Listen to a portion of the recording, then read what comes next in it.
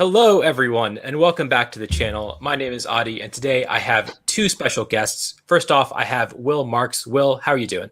Oh, I'm doing great. How are you doing, man? I'm doing great. And for those who don't know about you, do you want to tell everyone a little bit about yourself?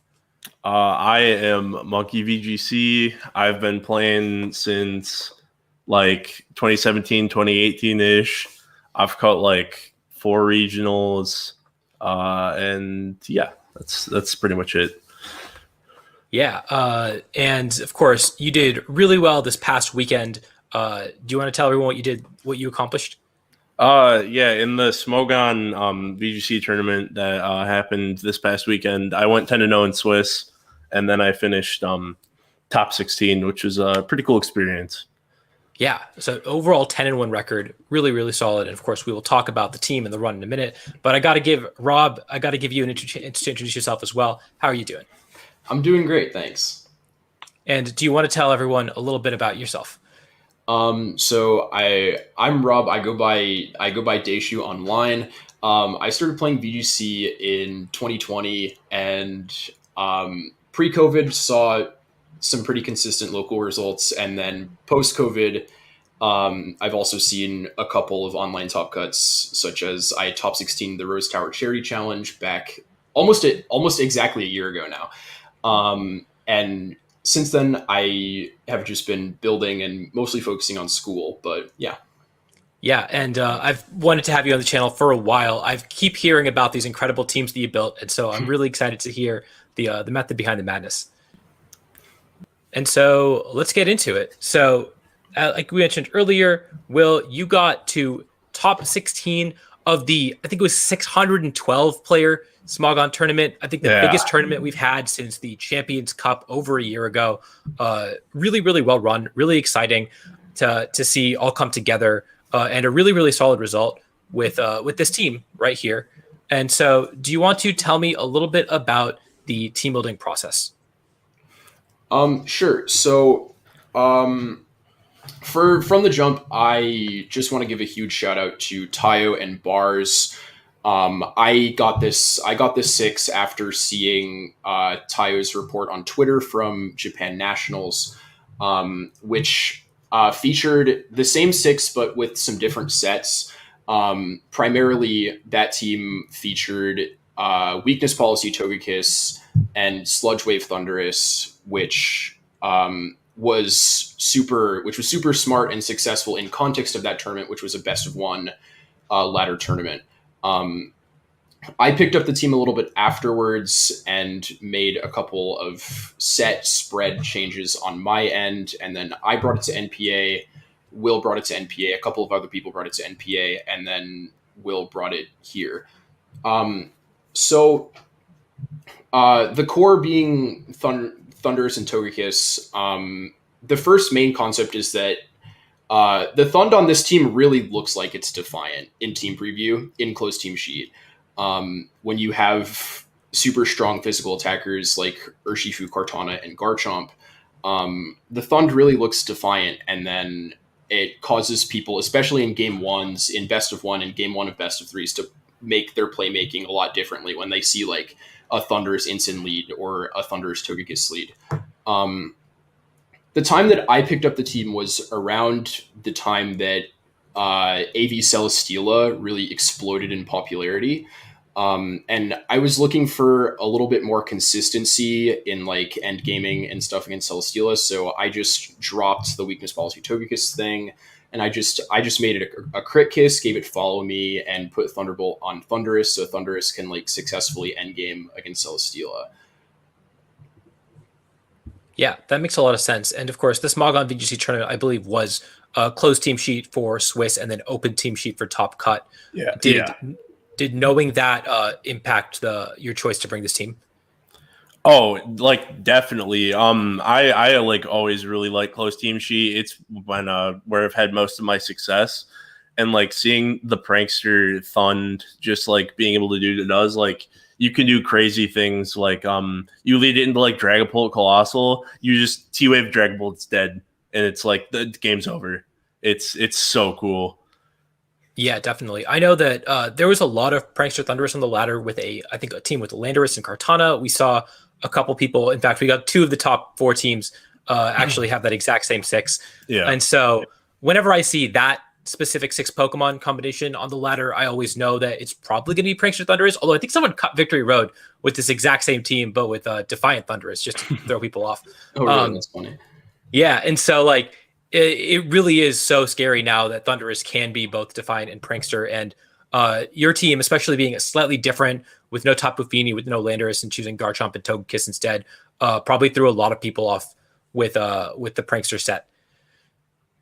Yeah, definitely. I feel like it's very powerful and it's very conclusive game one. Like you can just win straight off the lead, and that's kind of what I did. Like I would predict what they're going to lead based on like the info they have, and I would just like lead Thunderous and my Maxmon, and I would just like immediately go in.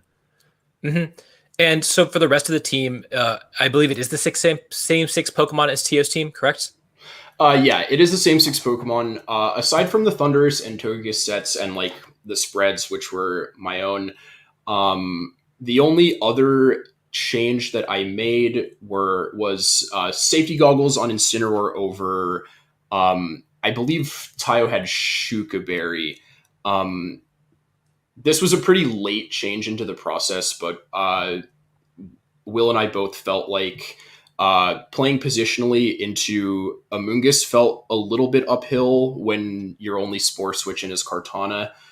So having the goggles in just allows you to kind of just click on it and not have to sacrifice positioning to get around Spore.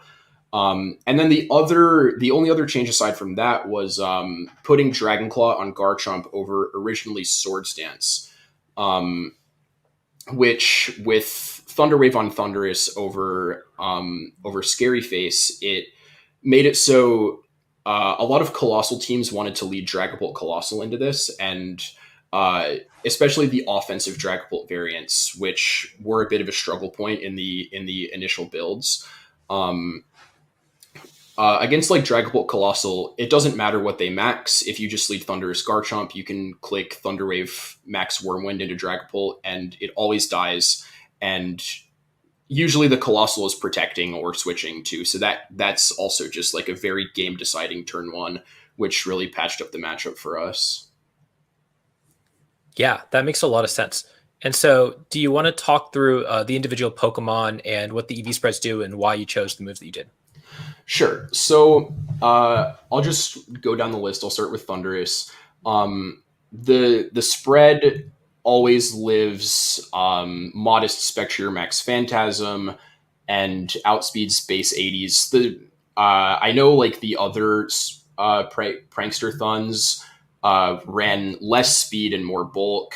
The speed felt pretty arbitrary, but the Spadef bulk was really important for things like Celesteela Max Rockfall, Colossal stuff, and Spectre Max Phantasms. The moves are pretty self-explanatory. Thunderbolt is a stab move. It sashes Water or Shifu. It endgames pretty well into Celesteela. This mon is kind of like this mon is really, really strong right now because I fell in love with it when I realized that like it's really just one slot with every tool that you need to beat Venusaur as well. You can speed control it, you have Eerie Impulse, and you can taunt it out of Sleep Powder. So just having it on the field just kind of kills all of Venusaur's options. So yeah, that was the theory behind the Thun set. Did you feel like so you said that you were a little faster than most of the other Prankster Thunderous. Do you feel like that's going to be something that continues to get speed crept as Prankster Thunderous becomes more popular? I don't know how much Will ran into it in the run, but in my run, I had one set where my Thund was faster than their Thund, and that ended up mattering because I could taunt it before it could taunt me, which was pretty cool. But I don't think Prankster Thunds speed creeping each other is gonna actually turn out that much going forward. Yeah, I don't like it's definitely like very, very good and significant. If your Thund is faster, you're getting the taunt first. You're 1v1ing them with Thunderbolt in that scenario most of the time. But like realistically, the bulk is much more important than speed. Like the Citrus Berry plus living max moves is just way too important to go too crazy with speed creeping, in my opinion. Yeah, that makes a lot of sense. Urshifu, it's a pretty regular Urshifu set. It's pretty self-explanatory. Mhm. The Ensign always lives Tapu Fini Max Geyser, and Metagross Max Quake, and the speed is a dump. But 87 speed Ensign is a bit of a weird speed.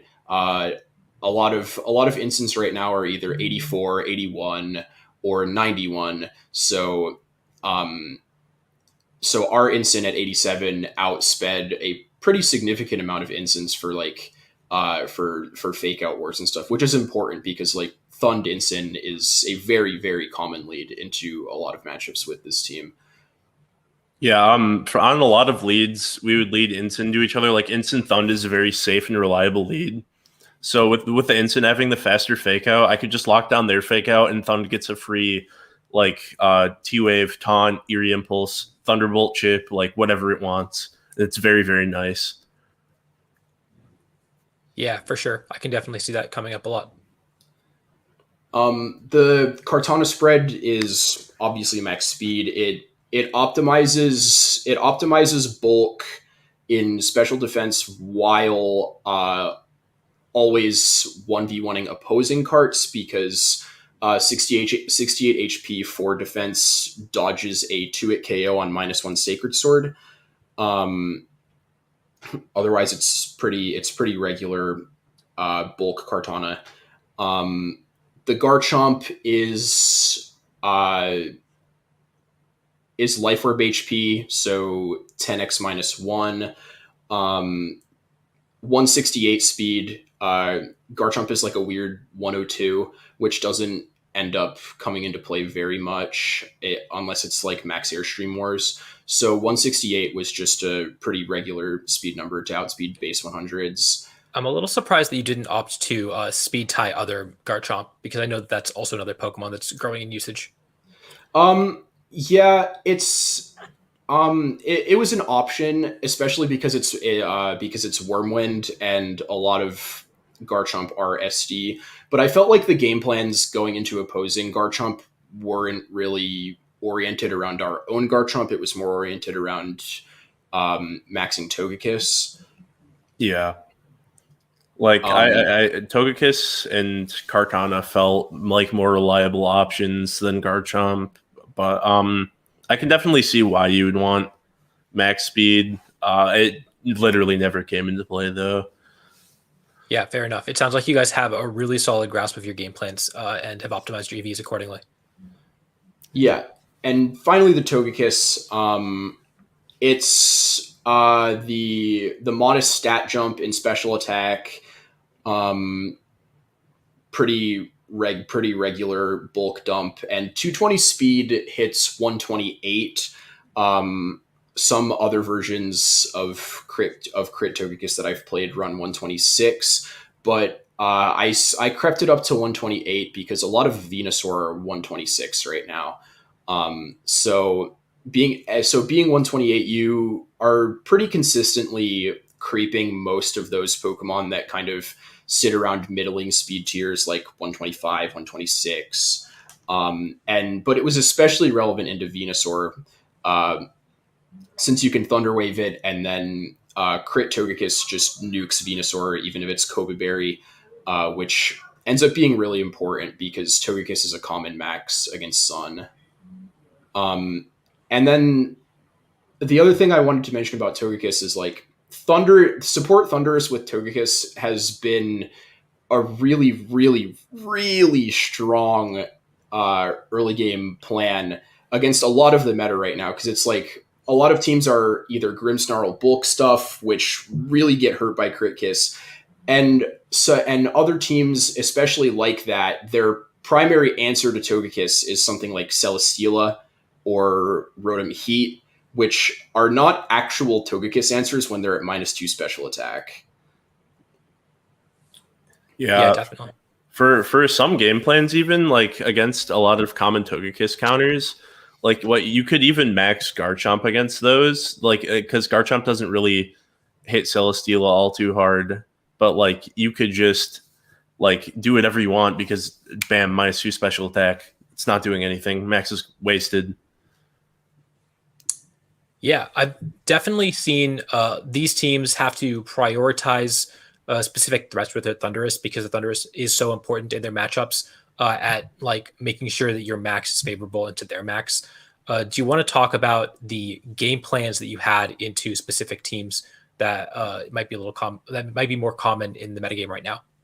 Yeah, for sure. So one that we really had, that was really good for closed team sheet. Obviously, it obviously didn't work out in open team sheet. We did like with Colossal having so many options, but for the matchup in general, like Thund Garchomp leads pretty much well into everything, and you also have the option of leading a Togekiss Thund and Togekiss Garchomp if you want to be a little more ambiguous, and if you want to punish like the Cole stalling tactics that people traditionally do with like switching around to try to stall max and win with Cole in the end game. So you can like for say they lead Dragapult, Colossal, T-Wave, Dragon Claw, they're dead. They don't have any dragon switch-ins, which is really cool. That's what I love about Life Orb Chomp. There's like not a whole lot that switches into it because there's not a whole lot of relevant fairy types, and any like most relevant fairy types such as like Grimmsnarl, they're not really going to be in the back, right? Like Grimmsnarl is pretty much always going to be on lead if they're going to bring it. So you can just continuously push into one slot with those big Life Orb Max moves. Yeah, I remember the first time I got introduced to this team was Kunal was telling me like, these guys found a team that always beats Colossal. Maybe jinxed it a little bit, but I know that when I'm building a team in this format right now, especially after losing in top 8 and top 6 of Players Cup against Colossal, that's my first priority is, making sure that whatever team I use beats Colossal. And so this team looks like a nightmare for it with, Urshifu Water is a problem. Thundurus, Garchomp are both problems. Togekiss does really well into a lot of the Pokemon that aren't Colossal, like the Moltres and the Dragapult and the Rillaboom. So it's definitely got a lot of options there. Yeah, absolutely. I feel like a lot of builders are kind of in that place right now. We're 2.5 weeks out of Players Cup. I feel like a lot of builders are in this place where, from the jump, you're looking at a team, and like the first two questions you're asking yourself are, does this team beat Sun, and does this team beat Colossal? And I think for the most part, this team does both. The other matchup that I wanted to talk about was like Clefairy stuff, like Gothaleki, Clefairy, that's been really, really popular in the last 2 weeks. And that was where I think Will and I can both agree on this run that like Kartana might have been the best Pokemon on the team. Oh yeah. Kartana, a lot of those builds get eaten alive by AV Kartana, especially because the Aleki on those builds aren't max speed, which allows, into Clefairy, you can pretty safely like Airstream turn 1, and then Steel Spike always kills Clefairy. Once you're beast boosted, Overgrowth removes the electric terrain and always kills Regieleki. And a lot of those builds don't really have flexible Kartana answers, other than Leokos's build, which actually won the tournament. And I know Will played Leokos in Swiss, where in the last slot they had AV Celesteela. Yeah, and he's actually also got a team report that has not come out on the channel yet while we're recording, but will have come out in the channel by the time you're watching this video. Nice. So he talks about that too.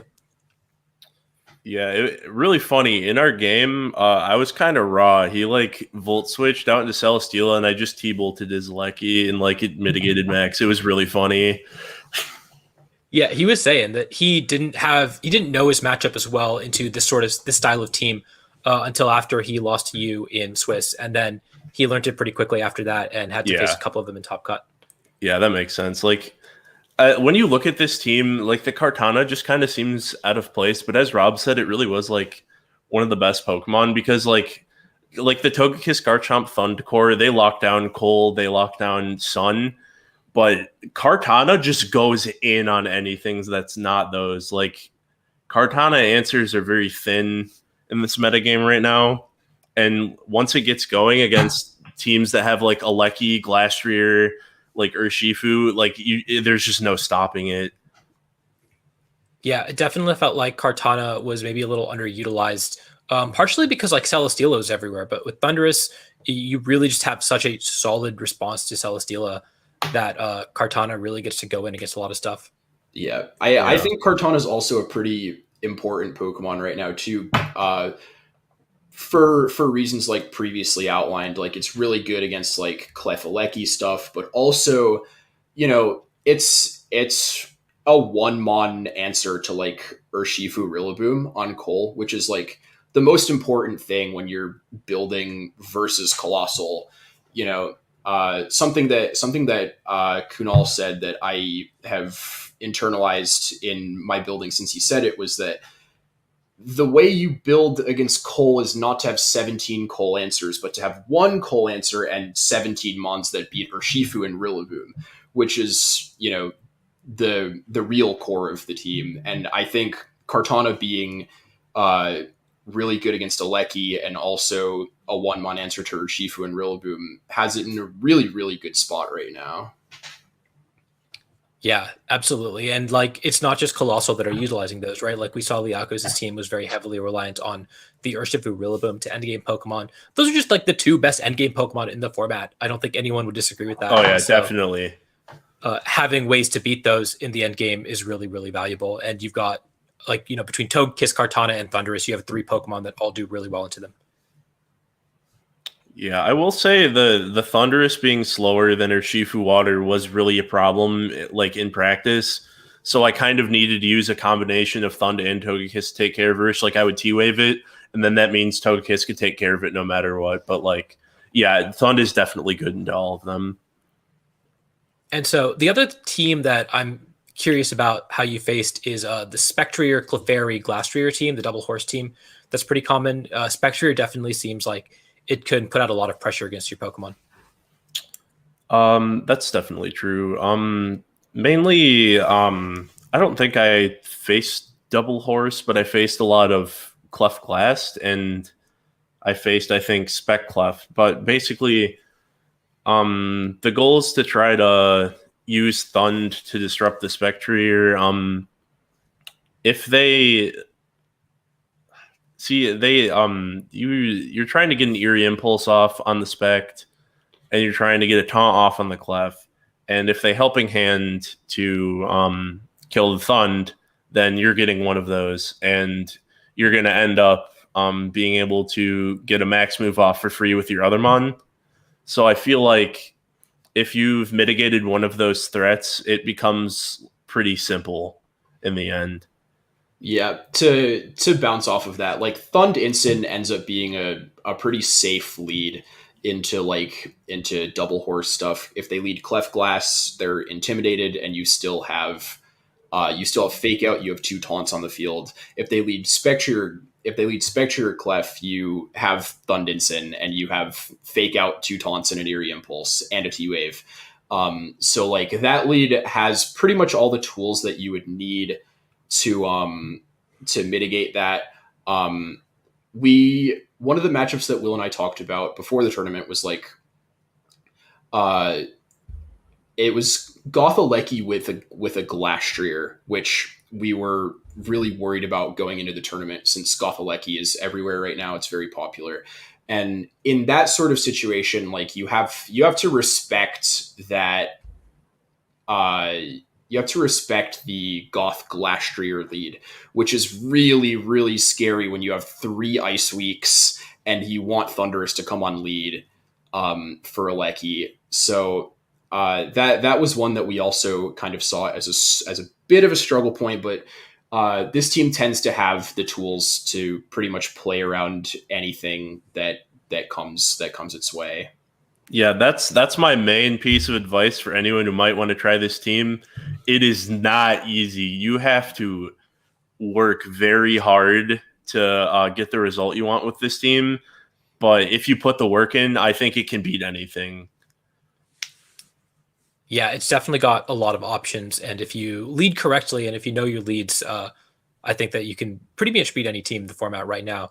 Were there any other matchups that you felt were notably strong or notably weak? We touched upon this before, but I think the Sun matchup with this team is excellent.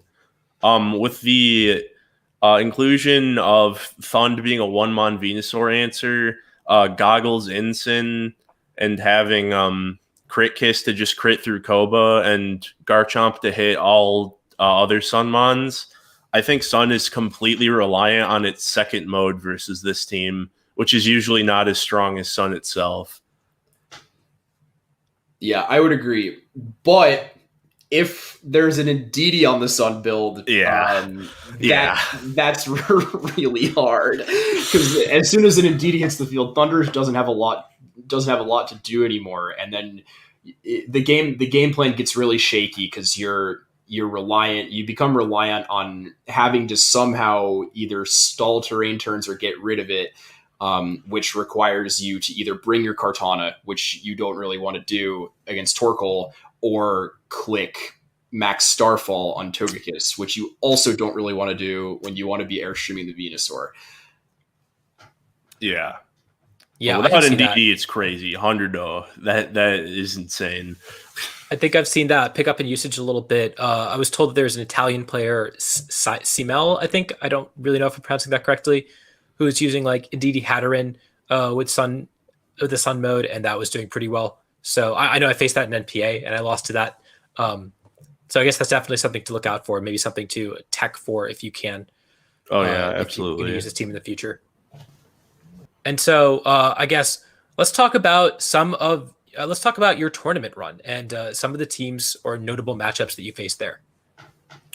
Yeah, so it was 10 rounds, so I had to play quite a few different things. I played Colossal twice, and what's interesting is I played Raxon and Swiss, which I wish I didn't, because that made open team sheet plus having played a best of 3 before, like it made that very difficult, and obviously I ultimately did not win.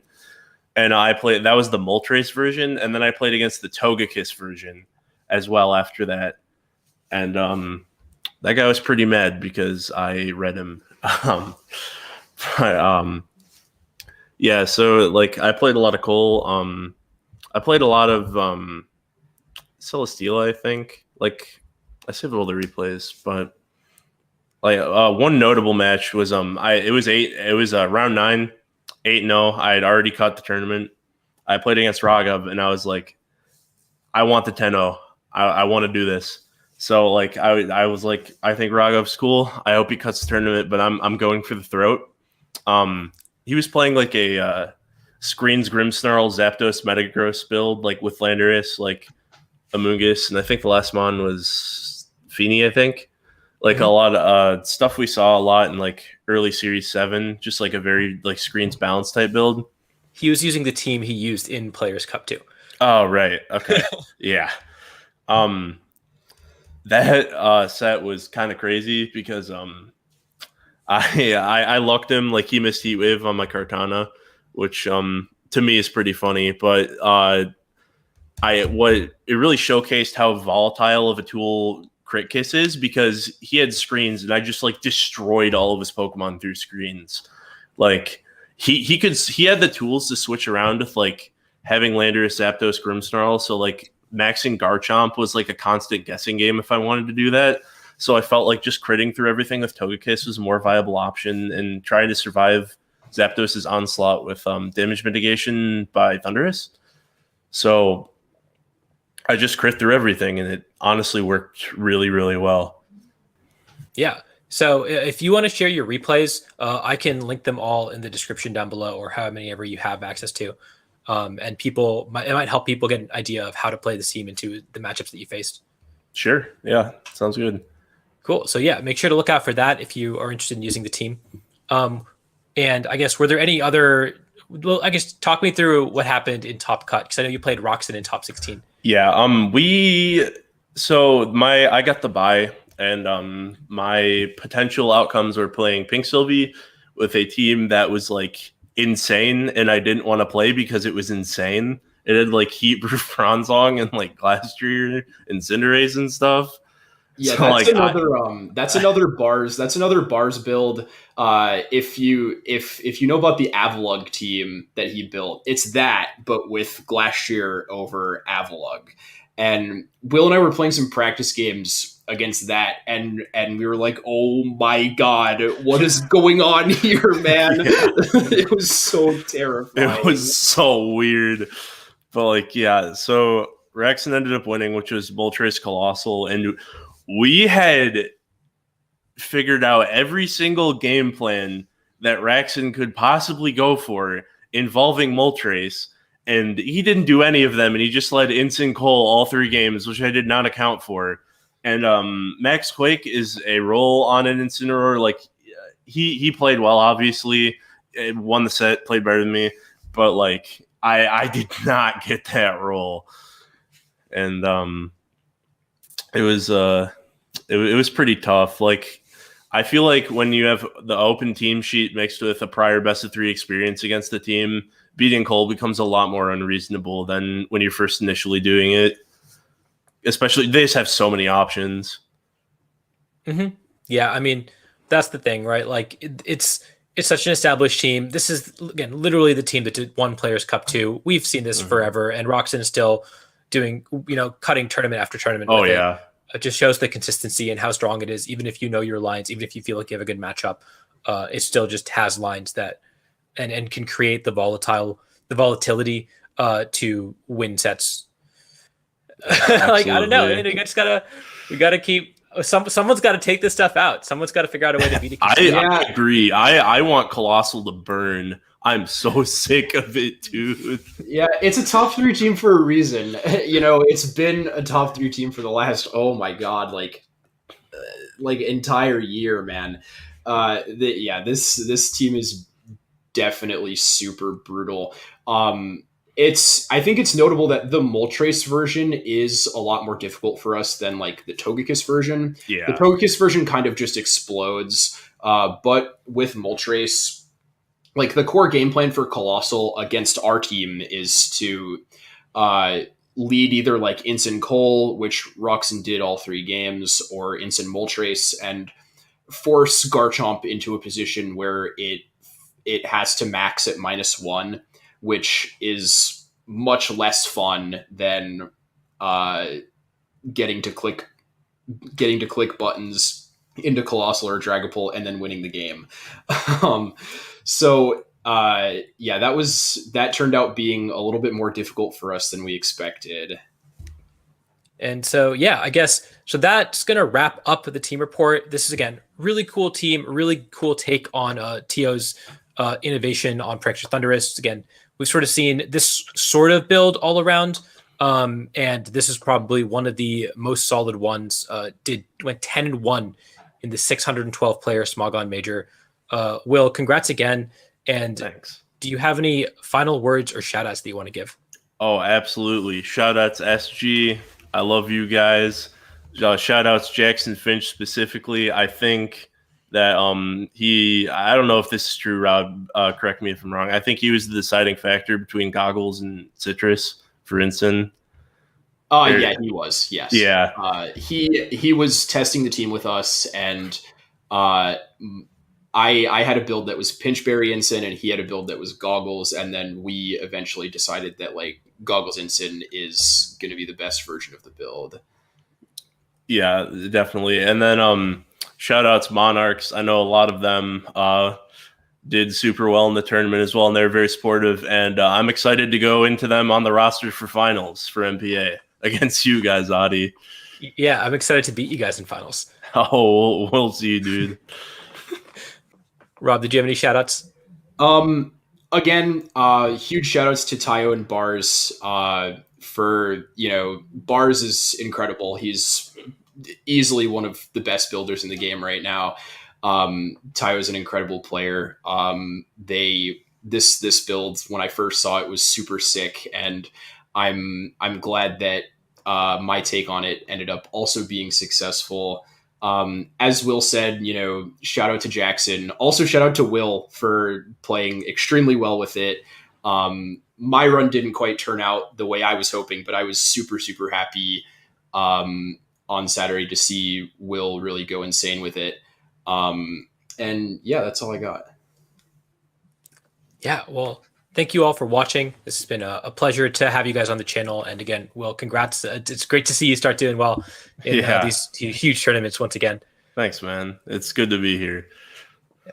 And until next time, I will see you all later.